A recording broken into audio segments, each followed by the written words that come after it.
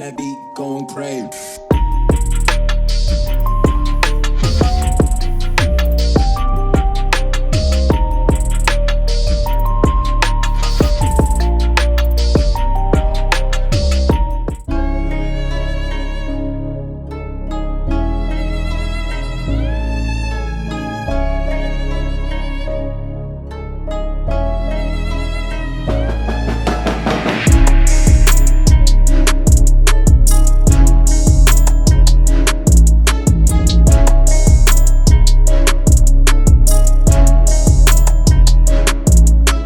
Hi guys, welcome back to another video back on the NC30. Today is leak down test day. So as you guys seen, I've received my leak down test kit.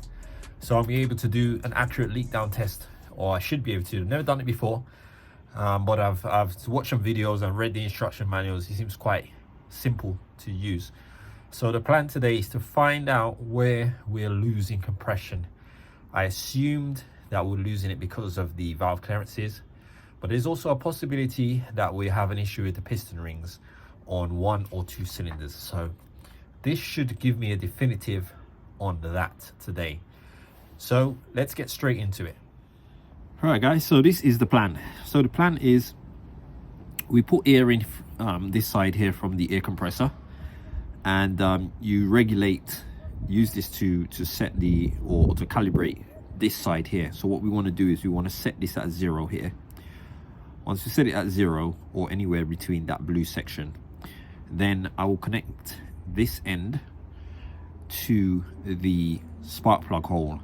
So I don't have the right size, I think this is an M8 thread. I've only got M10 is the smallest I've got.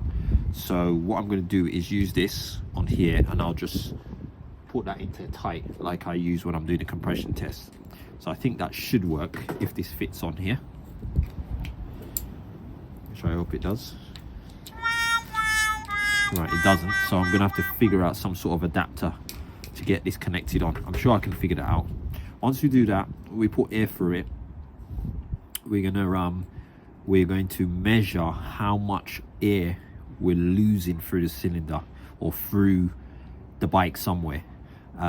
So anything in between this green area is, you know, up to 40% loss is low and acceptable. Anything over that, really, we want to avoid. So also what we can do is we can find out where this air is leaking out by checking things like we can check the other side, the other spark plug for air gasket leak. I mean, this is the old air gasket, so it might leak. I'm hoping it doesn't for purposes of the test. We can check the dipstick, oil dipstick, to see if we're losing any air through the actual engine, which would lead us to the piston rings. So obviously we haven't got any cams on, so all the valves are closed, so we're not really worried about intake and exhaust valve leaks at the moment. We're more worried about whether or not this is leaking through the cylinder. So let's see what happens. All right guys, so this is what I've come up with so far. So this is the end that's supposed to screw into the spark plug, but this size is too big for the spark plugs on this bike. I haven't got the reducer size, so I got this rubber cap that I took off the end of what I was using to do the compression test, and I'm just screwing it on tight. So I think I should be good. I hope that won't leak, and I can just push this down into the spark plug hole and seal it there. So that will go onto the end of this Schrader valve here.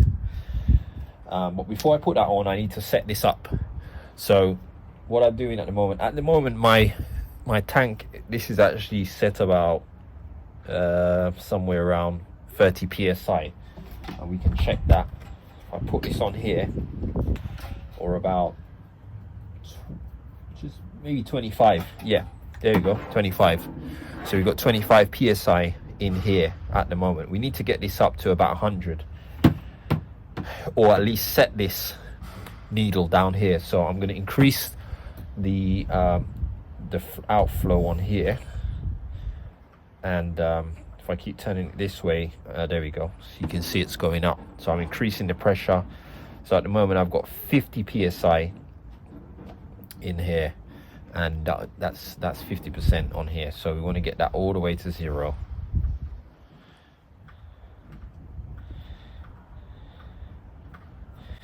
Actually, I think I can. No, the other way.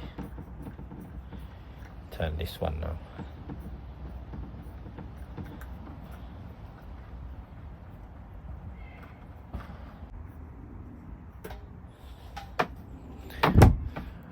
Alright guys, so here we go. You can see I've set it here. This is the most I can get out of this thing, my compressor. So I pretty much set it. So it's about, well, it's within the blue area. So now we're going to connect this up.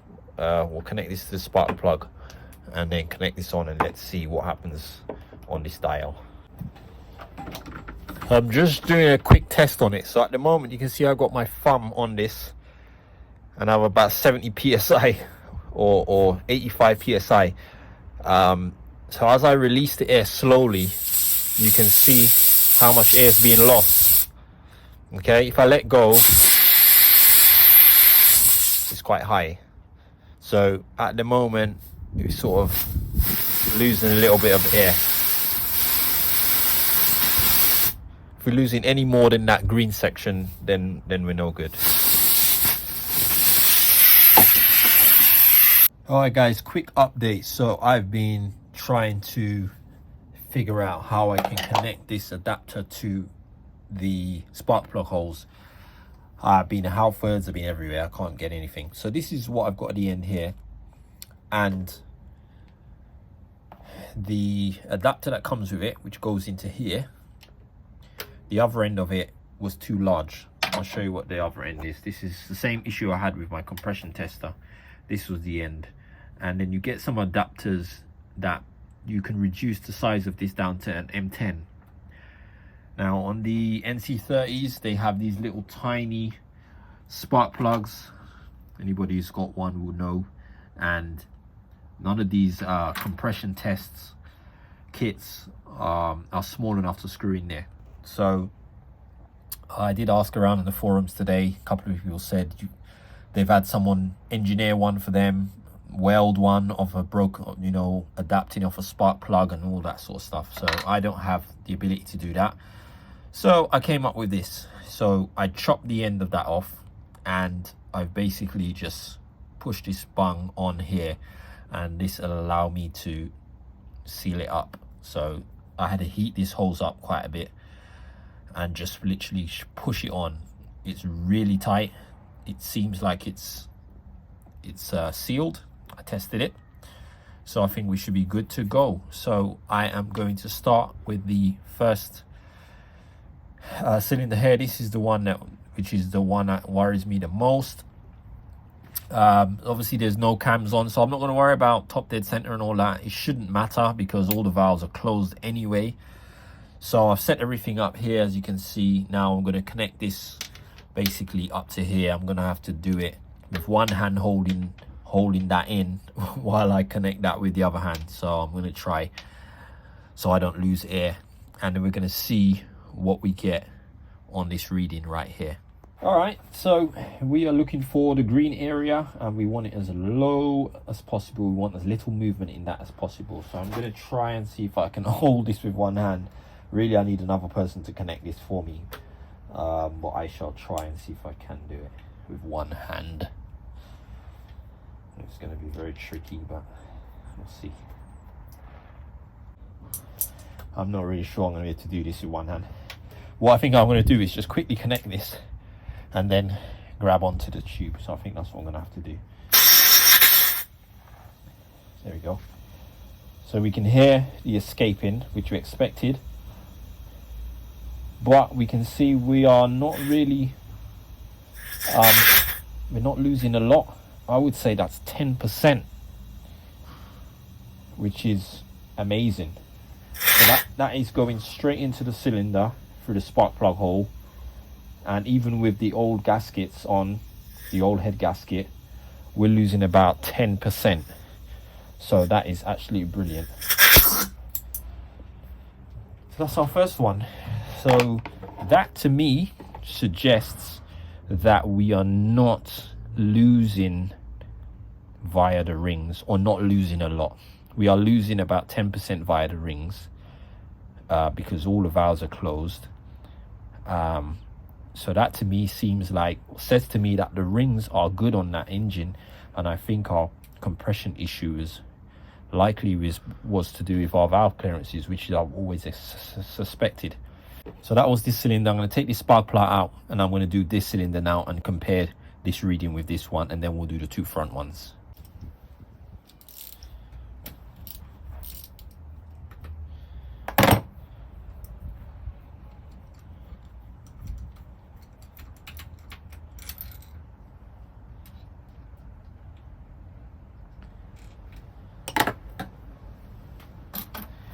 So we're going to do the second cylinder now, which is cylinder number 1. That's the second rear cylinder. Let's see what we get on this one.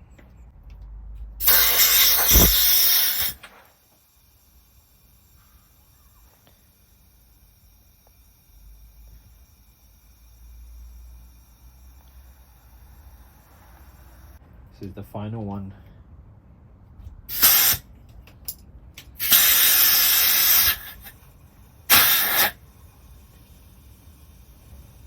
And again, we're about 10%, just under 10%. So again, I'm happy with that. So our leak down test, which is really only testing the piston rings and not the valves, to an extent, but not really much the valves, is showing that we're not losing that much at all through that. So I'm really happy with that, being that they're all quite consistent, somewhere between 10 and 15%. So guys, I think that's a good sign on the piston rings, the pistons itself, to get somewhere in the really low end of the leaks, which is very normal for this sort of engine. 10 to 15% is really good. So I think the pistons and rings are in very good condition, which is very much of a relief for me. So I think moving forward now, what I need to do is I need to get the cams back in. Obviously a new head gasket in, because now I'm confident I'll put the head gasket in once it arrives. Put the new shims in as well, and then I can do the leak down test again with all the cams on and everything, and the correct shims and the correct spacings and stuff. So that's what I'm going to be trying to do next. What I'm going to do in the meantime, while I'm waiting for these bits, I'm going to try and see if I can make and modify some sort of connector, some sort of thread that I can not have to do it the way I'm doing it, because you know, I know I'm losing some air, because you know, I'm really having to force this down. I'm dealing with 100 psi, so it's not easy doing it that way, and I'd rather just be able to screw it and let go and just go around and check for leaks and stuff like that. So I'm going to try, and I've got some ideas with a spark plug. I'm going to try something, see if I can come up with something, and hopefully I can make something that I can use more permanently when I'm doing compression testing and leak down tests. So quick update. So I decided I was going to try and make one of these, and I actually have been in the process. So you can see here, I've taken the spark plug. You can see it's cleaned all the way out. I cut it off at the top here where you got the ceramic part, and then I was able to smash it out from this end and knock it all the way out. And then obviously I end up with this big hole at the end where the nut is. And now I've just pushed one of these, I've knocked one of these in, and it's fitted in here. And now I am going to try and weld around it to seal it up. I haven't got a welder, but I do have a blowtorch and some lead that I normally use to weld copper pipe. So I'm going to try and see if that will do. I'm going to clean it up right now, put some flux on it, and I'm going to try and see if that will do the job. Let's see. All right, so I just cleaned this all up with some wire brush, some wire wool and that. And I'm going to try. Nothing beats a try, innit?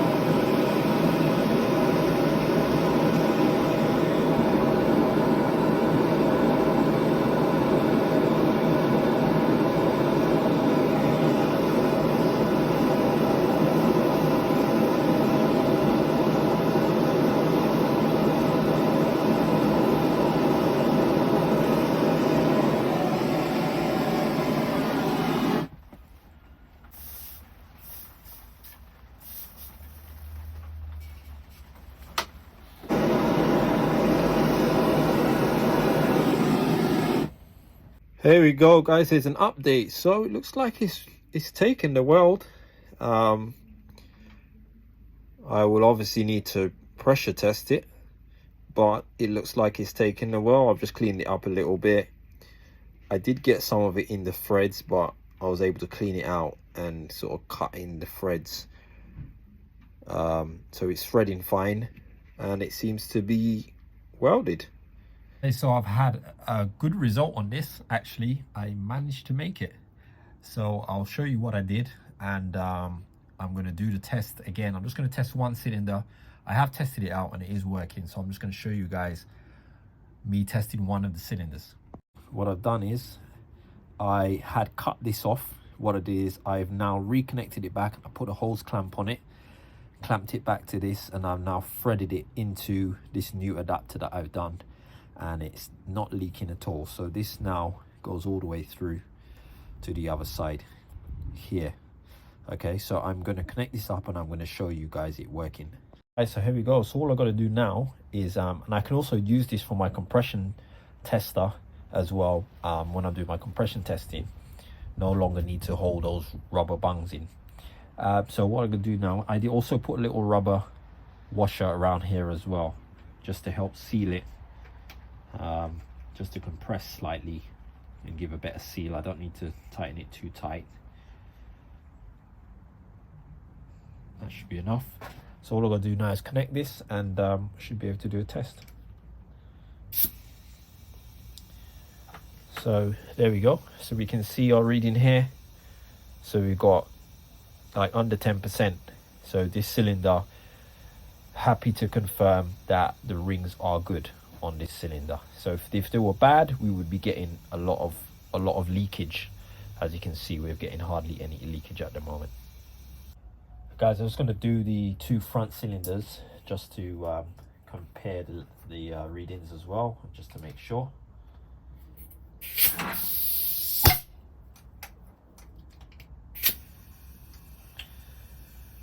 And there we go. We've got a nice low figure.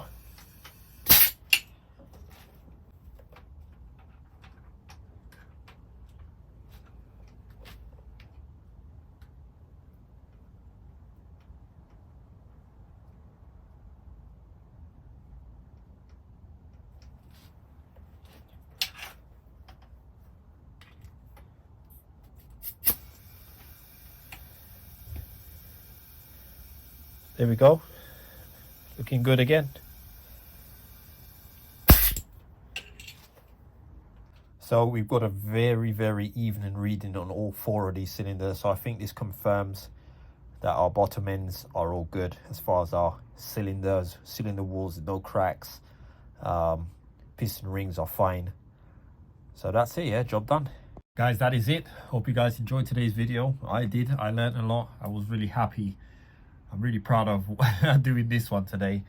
It wasn't easy, but you know, I kept on persevering and I got there. So yeah, hopefully somebody will learn something from this, and maybe top tips, especially for the VFR400 owners who have these tiny little, I think they're sort of M8 threads, and everybody struggles to find out how to do this. So hopefully it'll help somebody. Well guys, if you like this one, please comment, like, subscribe, share to your friends and so on. And I'll see you guys on the next video. Thanks for watching. Going crazy.